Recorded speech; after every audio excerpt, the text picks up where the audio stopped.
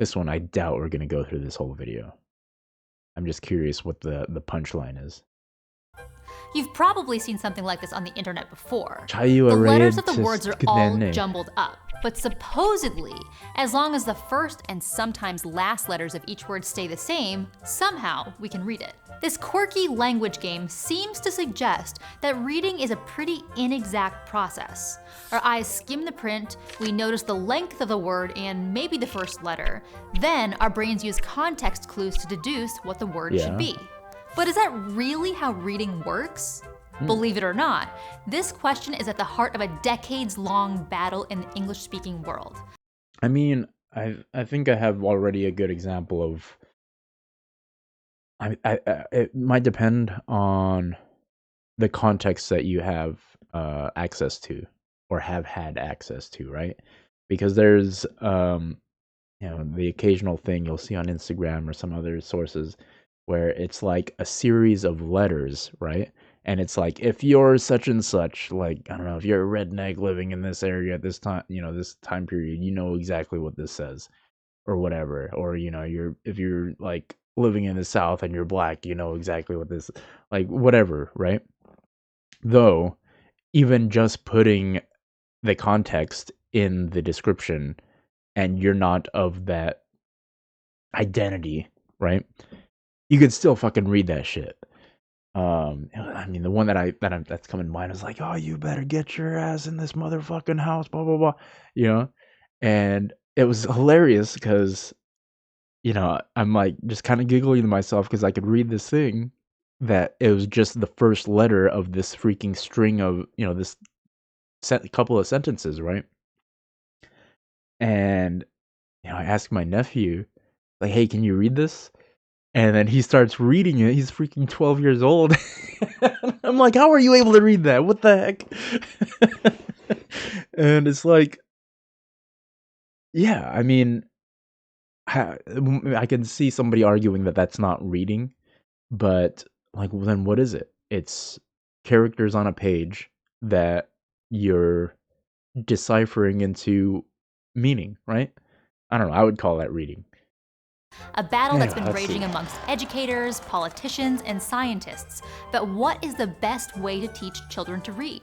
Even as I speak, school districts across the US are facing the possibility that the whole theory they've been using to teach kids to read is totally wrong, whether or not this means the wars are Instantly. I'm like, no, fuck that. Like,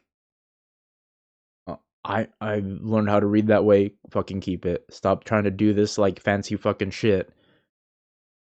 If it ain't broke, don't fix it. And then where things are broken, maybe it's the fucking teacher not able to fucking teach the shit, or maybe there's some other like local social issues going on, right?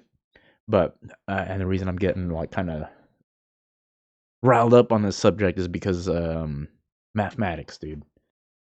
I don't think it's got to be that hard. And I was going to college to become a math professor, and I dropped out because I just couldn't handle some aspects of college.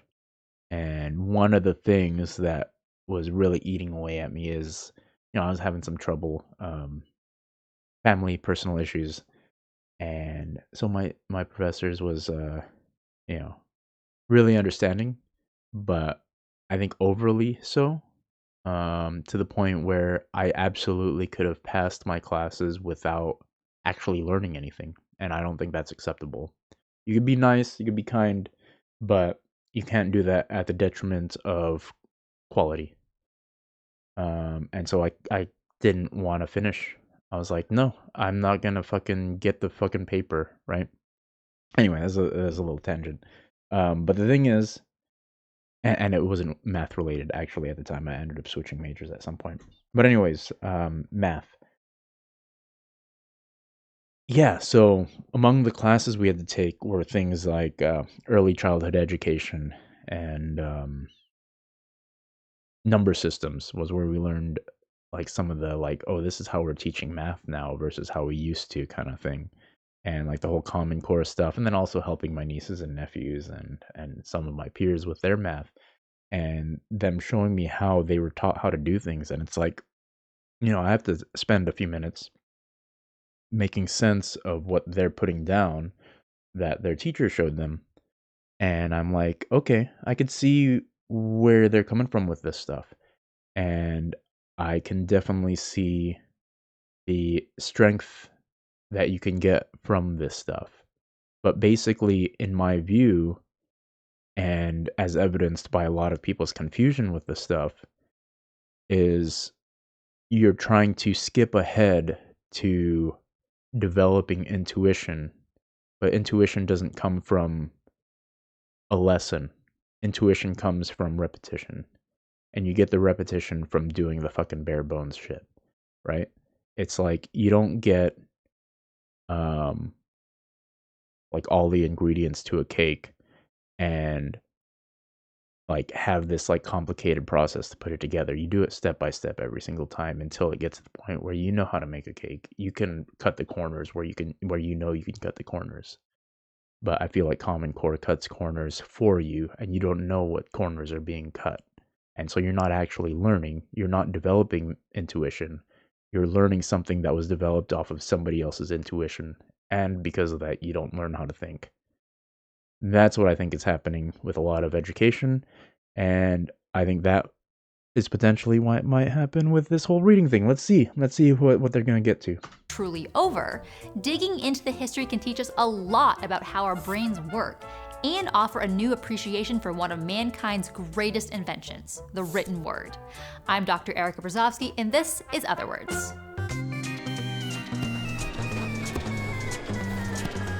I also want to point out I am more of a math guy, but I think the whole like, oh, I'm more math or I'm more English, like that's some fucking bullshit. It's like you're just lazy and you're convincing yourself about one thing, or you're letting other people convince you. Like, dude, English is pretty fucking cool. Languages are pretty fucking cool. Math is pretty fucking cool. And there's a lot of similarities, but people like to make it out like English is creative and math is not. And it's like, dude, they're both creative. And if you're thinking in a binary way like that, you're probably not creative in either one of them. And it's not necessarily your fault. I think it might have to do with the way you were taught how to look at these things. Anyways, let's go. Other Words. The 60s and 70s were times of great social upheaval in the West. Long-standing conventions were being challenged, and society was being reimagined to give individuals more freedom and autonomy. Against this backdrop, a novel theory of how children learn to read was introduced by language professor Ken Goodman. Up until this time, most children learned to read through phonics, which taught the correlation of alphabetic symbols to vocal sounds. But Goodwin's whole language theory asserted that children didn't learn to read by sounding out words. Instead, the process was much more natural and intuitive. Give a kid enough freedom and access to books, and they'll discover how to read on their own, much like babies learn to walk and talk. New Zealand literacy researcher Maury Clay developed a teaching program based on whole language theory, which incorporated a strategy known as cueing, or 3-cueing. The idea is that when confronted with an unfamiliar word, the natural solution is not to sound it out, but to guess it using context clues. These clues were grouped into 3 categories, hence 3-cueing.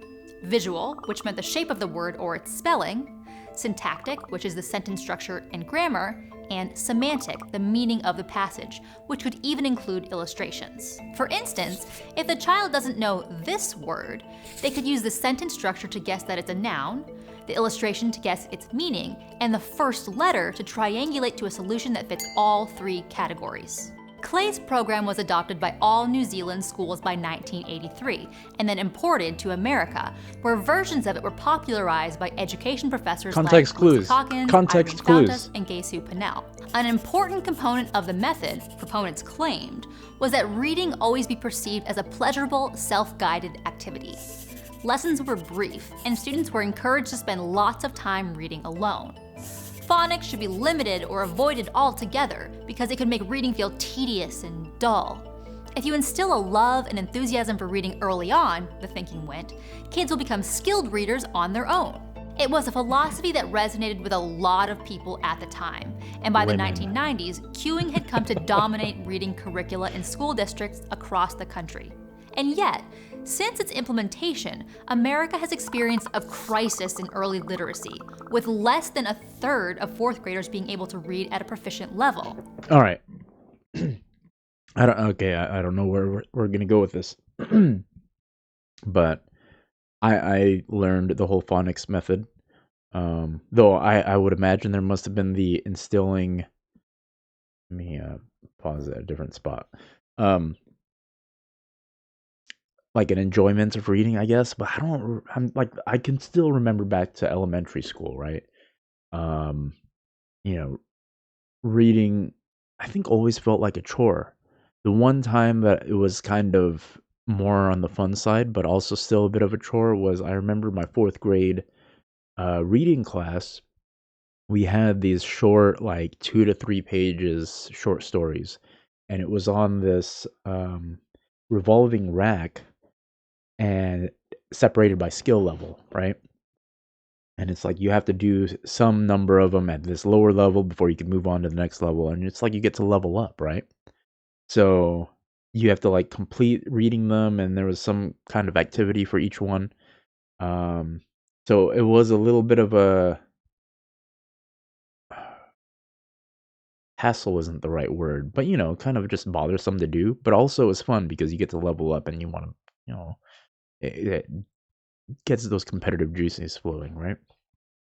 Um, and yeah, so there was that, right? But I'm pretty sure other than that, I just read through like phonics. And then as far as like books to read for enjoyment, I'm like, the only books that come to mind are like The Adventures of Sheila the Great, and that was a spin-off of some other series, um, Fudge, Super Fudge. Um, anyway, it was like this guy and this brother, right? The younger brother was called Fudge. Anyway, those were fun books. And then, freaking Captain Underpants and stuff like that. So, reading can be fun if you're reading things that you find enjoyable, right? And I remember in middle school, there's still this book that I've always wanted to find again, because I don't know what it was called. I remember it kept referring to brigands, I think, or vagabonds or something. And from what I can remember from the images in my head from reading that book, it was like some kind of desert situation. Um, like I feel like a Middle East type of setting. But anyway, it was like this guy going on an adventure, this like young dude, but like some crazy shit he's encountering. And I have no idea what this book is, and I've tried and tried to find it. And what doesn't help is I still remember actually what the book looked like, and it had like kind of that cloth, um, outer like exterior. It was super faded, and I don't recall it having like it was so faded. I think that the title wasn't even on there. It was like this kind of yellowish, beigeish, greenish, worn out kind of cloth texture to the cover of the book, and that's it. That's all I remember. Anyway, could not find this book ever again. But it was a cool book. Never got the chance to finish it. Um, and then high school had to read another book called like um, what was it? A separate. It was like this like coming of age thing, and there were two friends. They were hanging out. There was like the main character. It was like written from his perspective, and he had this other friend who was like the cool kid, and he was a cool guy. And so they're going out doing cool things because the cool kid was like, we're gonna go do cool things, and we're climbing a tree. And the friend falls out of the tree and gets like super injured or whatever, and like basically quietly blames the not as cool friend for the situation. I think that's how it went. Like I was, a stupid idiot back in high school, so I could be misremembering or have had misinterpreted the story, but it was a pretty neat book, and I think, again, it was a bother to read. I actually don't think I realized I enjoyed the book. And like looking back on it, I'm like, dude, I would love to read that book again because it was interesting, but it wasn't interesting to me at the time. Trying to think if there are any other books. Tiger Eyes, that was a neat book that I read in middle school. I don't remember too many other books in high school. And then I got into reading like maybe a few years after high school, found this book series that I just freaking ate it up. It was the Sano Ichiro series by Laura Jo Roland. Very cool series, 27 books. And like I started ordering off, I think, Amazon, like the next 2, 3 books at a time while I was still reading, midway through the book I was on. It was just that good. Um, it's like you just have to find something and then also kind of take the plunge and like go for it because especially now with so much content like what I'm freaking reacting to right now, this digital content on the internet, it's hard to get yourself to do things that are a bit more effortful. Um, and that's also kind of why I want to do my own React content because I want to fucking have people see my shit and get pick up what I'm putting down, and then also maybe we could all step away from the computer, step away from the phone together, you know? Um anyway, yeah. But yeah, so a lot of fourth graders not able to read at or above a proficient reading level. Well, it's because their freaking parents, people of my generation, fucking suck. They're letting their kids grow up on iPads and iPhones and Android phones and blah blah blah. And it's like, to some extent, it's not their fault, right? They don't know. Most people are stupid, like, and most people are most people, right? I'm most people. We're dumb unless we're given the space, time, opportunity to look at things, right? And then even then, we might be wrong, right? And that's also a problem. Is like we're not allowed to be wrong a lot of times, so we don't even do it, even when we have the opportunity. Um, so yeah, these kids are growing up with this stupid shit, right? It gets them kind of savvy in different ways. Like talking to my nephew is pretty hilarious. The stuff that he knows because it's like, man, I was like retarded compared to you when I was your age, but also I was a better student than you, and whatever. And I still had friends, and we were like trying to start a band and all this, so we're still doing cool shit. We are like, I wasn't like lame or anything. You know what I mean? Um,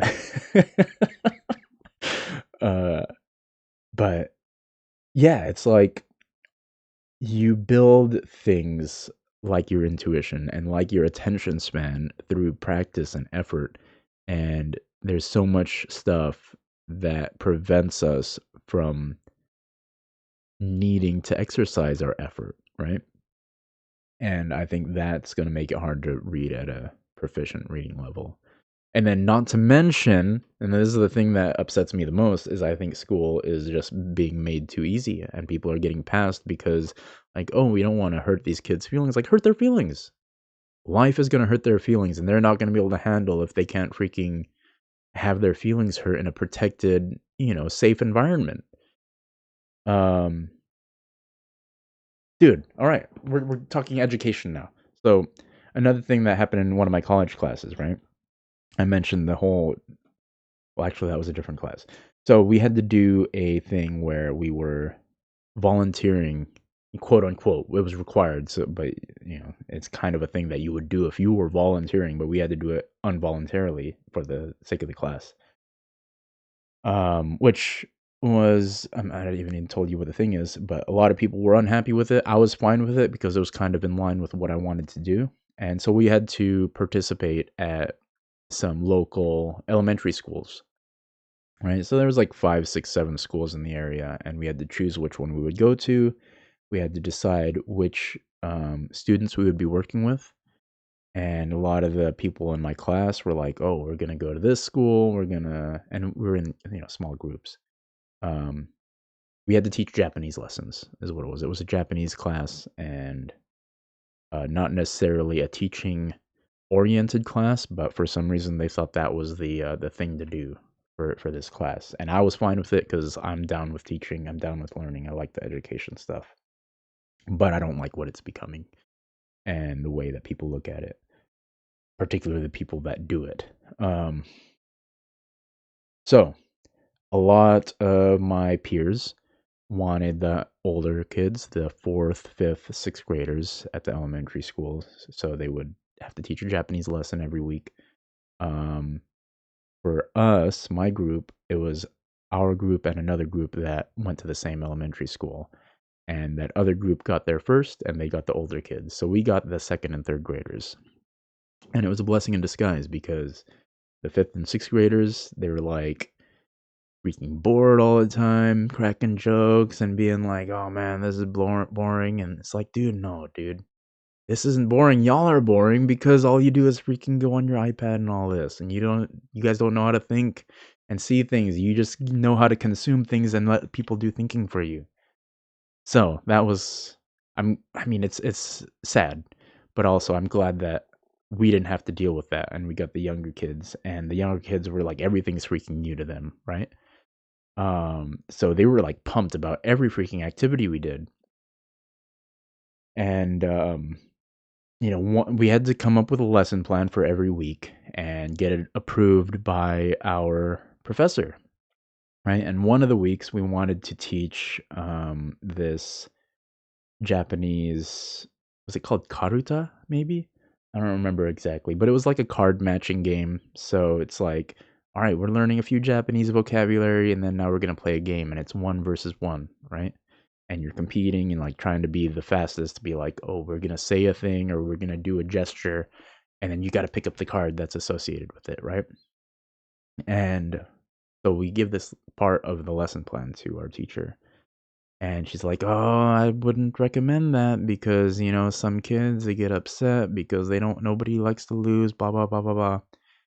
And, you know, my group I think would have taken her advice, but I was basically like, "No, I mean, noted, right? But I think it's still a good idea to do this thing." And my view was like, sure, let them cry, let them get upset. Like it's a safe environment to do that. I'd rather have them experience that in the classroom rather than out in the wild, right? So we go ahead and play this game. We have like 16 people, 16 kids, and we're supposed to only have like 10. But a lot of the kids were down to freaking hang and have fun. So, and we were down to look after them. So it was a good time. But out of these kids, there was like two pairs that didn't have a good time with this game. So out of the 8 pairs, 2 of them didn't do well. It was like 25%, right? So one of them it was like this boy and this girl, and the girl was winning for the first couple of rounds, and then she started losing, and then the other boy was just like freaking steamrolling, right? And then she was just suddenly like, I'm like disinterested in this game now, right? Because she's like butthurt, right? And that's fine, you know? That's like totally fine. I don't see anything wrong with that. I was playing freaking Magic the Gathering with a buddy of mine a week or two ago, and we're having fun with it. He's having fun with it when he's winning, and then when he's losing, he's like, "Oh, motherfucker," getting all butthurt. It's fine. It's part of how you have fun and you compete and whatever. You play games that way, so it wasn't a big deal. And then there was this other pair, these 2 boys, and one of them was not doing so well, and the other was doing pretty decent. And I got to where like one of them started cheating or whatever, and then started arguing, and one of them starts crying and blah blah blah. And yeah, it became like a whole thing, right? And it's like, oh yeah, see, like I could imagine like the teacher, my teacher being like, see, that's why I suggested not doing that. And I'm like, I would still be like, no, that was a success. Like, let the kid have a bad time. It's fine. Like, let him have a bad time playing this game in class when they're. It's not a big deal. It's better for that to happen here rather than like, oh, I'm gonna hang out with my friends, and like my other friend said that he learned about this new game, and then they get upset like on the playground and then have a fight or whatever. Right? It's it's fine. It's totally fine. But people don't want to step on any children's toes nowadays, and these kids aren't allowed to make mistakes, aren't allowed to have a bad time once in a while, and then they end up having a bad time perpetually.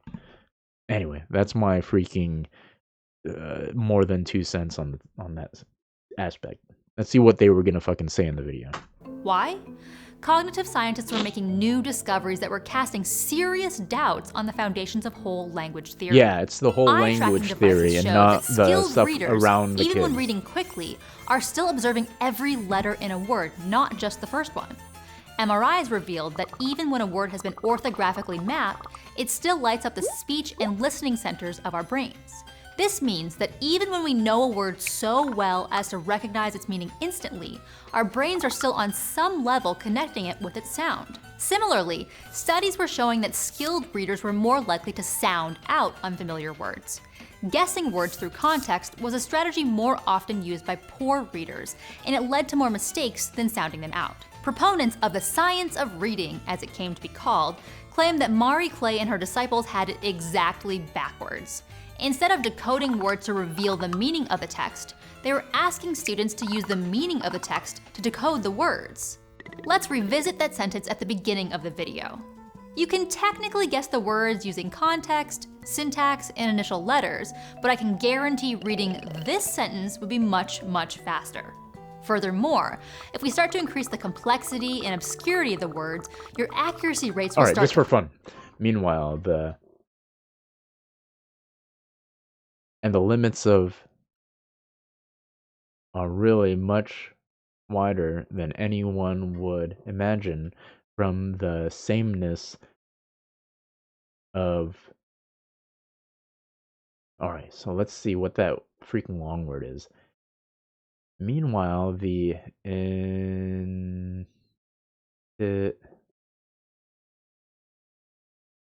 if somebody gets that one, y'all crazy.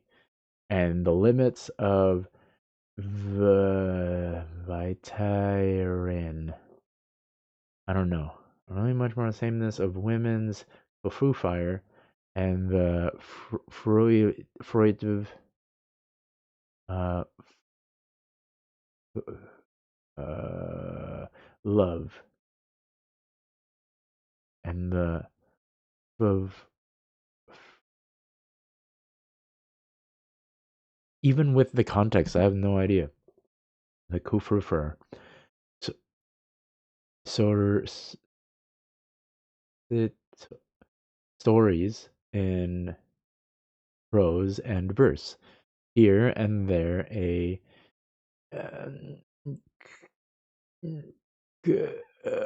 is is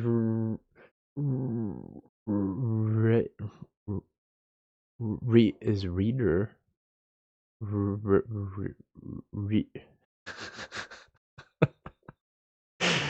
uh, okay. plummet. Could you read a whole book like this? Maybe, but it wouldn't be fun. It would take forever, you'd make a lot of mistakes, and your mind would be so taxed from trying to decipher the words, you wouldn't have much mental energy left to ponder the content. As clear as the science seemed to be, cueing was too far. I don't know if that's true. I'm gonna challenge that right there, because I remember hearing about some study, and maybe it's not replicable, but it was an interesting concept where two groups of students were given the same math test, and one was printed well, and the other was printed like with a shitty running out of ink kind of printer, so they had to like strain to read what the questions and problems were. And that group did better than the one with the neatly printed one. And I just always thought that was interesting. Anyway. Firmly established by this time to be dislodged easily. Most teachers had been thoroughly trained in the approach and didn't like scientists telling them how to run their classrooms. The gurus of the movement Calkins, Fountas, and Pinnell had become celebrities of the educational world, making millions of dollars selling their curricula to schools across the country. The only concession they made to this science was to include a bit more phonics in their lessons and repackage it as balanced literacy. But scientists countered that any amount of cueing cultivated bad reading habits that could last into adulthood. According to education journalist Emily Hanford, it wasn't until COVID hit that things really began to change. Suddenly, Really? millions That of parents long? were sitting right next to their kids during their reading classes over Zoom, and a lot of them didn't like what they were hearing. Despite being told that their child was reading at the appropriate level, it was obvious that some had just memorized the lesson, and when confronted with a truly unfamiliar Absolutely. That word, happens in it every lacked. class. That happens absolutely in every class. People don't know how to teach, dude. Okay, another class I was in, and this is like, it's just thing after thing and teacher after teacher, right? I was taking early childhood education class, and this teacher, she was a cunt, dude. And I wasn't the only one that thought so. Like some people in the class started a group chat and were basically plotting a coup to get this chick fired. And so, I was in the group chat. I didn't send a single message in there, but I was just kind of, insert Michael Jackson popcorn meme, right? I was like, man, let's see how this pans out. Like, I don't care one way or the other. I just want to finish this class. I think the content of the class is interesting. Some of it I agree with, some I disagree with. And but the teacher was not good. And that is something I agreed with, the coup starting students. But I was like, I don't care that much. And this lady was freaking old. She was not going to be teaching much longer, but she was a bitch, totally. Um, like, there was some woman in the class that had like some kind of, I don't know, disability or whatever, and, was asking for an extension or, some kind of leniency for a particular thing, right? And it's like, okay, sure. I mean, I would be like, obviously it has to be relevant or whatever, but give somebody a break, right? But this fucking teacher's response is like, "Oh, I have this ability and this one, and if I can do it with things being punctual, then so can you." And it's like, dude, that is a pretty fucking cunty thing to say. Like, you don't know what other people's problems are. Like, sure, you made it fucking work, but it's apparently because you're a fucking bitch. And people don't want to deal with you, so they fucking give you your fucking way, so they don't have to fucking deal with you. And you made it fucking clear in your fucking response. And to add on to that, so I am a it's hilarious because the person that was like needing the extra assistance was, I'm gonna go PC talk a little bit here. Was a woman of color, right? And the professor was also a black woman of color, and I, being a white cisgendered male, I missed a deadline for an essay, and I sent the professor a nice email requesting a short extension, despite in the syllabus it saying like there are absolutely zero, none extensions, right? She basically like says that's fine, send it by this date, right? And she was cool, and I'm like, fucking awesome, right? And I was not expecting that. I was expecting to be like, no, like I was very clear at the beginning of the semester that that's not an option, right? Within a day, right, of me getting the go ahead, she sends a class wide message saying, like, I don't know if you guys can't freaking read, but it says right in the syllabus, no extensions for any reason. And, like somebody in the freaking, the coup text, right, was like, yeah, she's being a bitch, and it's like she could have just said no, but she did this fucking thing. And I'm like quiet about the fact that, she gave me an extension. I don't know what you guys said in your email. Like, I was being very cordial, so I don't, I can't judge your interaction, but it's like, dude, these people have no, the word that comes to mind is integrity, right? But it's like, dude, y'all are like giving yourselves double standards because like I don't know, like, and also this is like during the tail end of COVID, right? So this was a completely online class. So she didn't necessarily know I was like a white dude, right? Definitely knew I was a dude based on my name. Um, but I could have been Mexican, I could have been black, I could have been white. Who knows? But I don't remember what I was getting at with this point. I ended up just going story mode with this ridiculous teacher. Let me rewind here. Memorize the lesson. So the reason I was the